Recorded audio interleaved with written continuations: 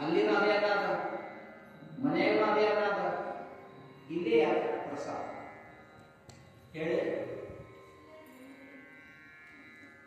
ಕಾನಿ ವಚನಾಚಿಯೇ ಒಟ್ಟಿ ವಸ್ತು ಹೊಯ್ಯಿನ ಒಟ್ಟಿ ಅಂತ ಸಂತ ಹೇಳ್ಕೊಂಡು ಬಂದ. ಯಾವುದೇ ಒಂದು ವಸ್ತು ಒಂದೊಂದು ಸ್ಥಾನಗಳು ಹೋದಾಕ್ಷಣ ಅಲ್ಲಿ ಇರ್ತಕ್ಕಂಥ ಪರಿಸರಗಳನ್ನ, ಆ ಪರಿಸರಗಳ ಮೇಲೆ ವ್ಯವಹಾರಗಳು ಭಿನ್ನ ಭಿನ್ನ ಆಗ್ತವೆ.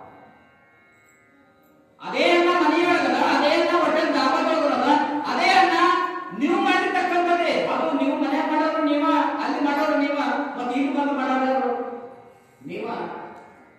ಅಲ್ಲಿ ಅನ್ನ ಅದ, ಅಲ್ಲಿ ಕೂಳ ಅದ, ಇಲ್ಲಿ ಬಂದು ಮಹಾಪ್ರಸಾದ.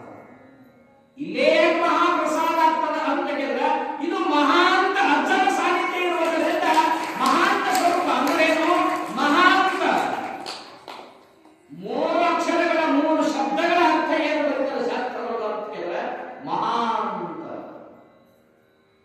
ಯಾವುದಕ್ಕ ಅಂತ ಇಲ್ಲ, ಯಾವುದಕ್ಕ ಜನನ ಇಲ್ಲ, ಯಾವುದಕ್ಕ ಮರಣ ಇಲ್ಲ, ಯಾವುದಕ್ಕ ಆಗು ಹೋಗುಗಳಿಲ್ಲ. ನೈನಂ ಚಂದನ್ ನಿಶತ್ರಾಣಿ ನೈನಂ ದಹತಿ ಪಾವಕಃ ನ ಚೈನಂ ತ್ರಯದಯಂತಾಪ್ಯೋ ನ ಶೋಷಯತಿ ಮಾಹುತಃ.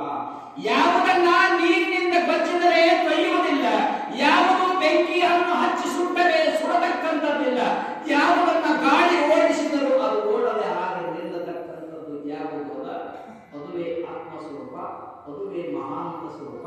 ಅಂತ ಮಹಾಂತ ಶಿವರಿಗೆ ಆಸ್ಥಾನದ ನೀವು ಕೊಟ್ಟಿರ್ತಕ್ಕ ಅನ್ನ ಬಂದು ಅದು ಮಹಾಪ್ರಸಾದ. ಆ ಮಹಾಪ್ರಸಾದವನ್ನ ಸುಮ್ಮನೆ ನೀವು ಒಂದು ಅಗಲ ಭಗವಂತನ ಶಿವಾಯ ಓಂ ನಮಃ ಶಿವಾಯ ಅಂತ ಮಹಾಂತ ಅಂತ ಒಂದು ಶಿವನಾಮ ಶಿವನಯನ್ನು ನುಡ್ಕೊಂತ ಒಂದು 4 ತುತ್ತು ಗರ್ಭದೊಳಗೆ ಹಾಕಿದ್ರೆ ಸಾಕು, ಗರ್ಭ ಸಮಾನ. ಮನೆಯೊಳಗೆ 4 ರೊಟ್ಟಿ ಊಟ ಮಾಡ್ತೀವಿ, ಆನಂದ ಸಿಗುವುದಿಲ್ಲ.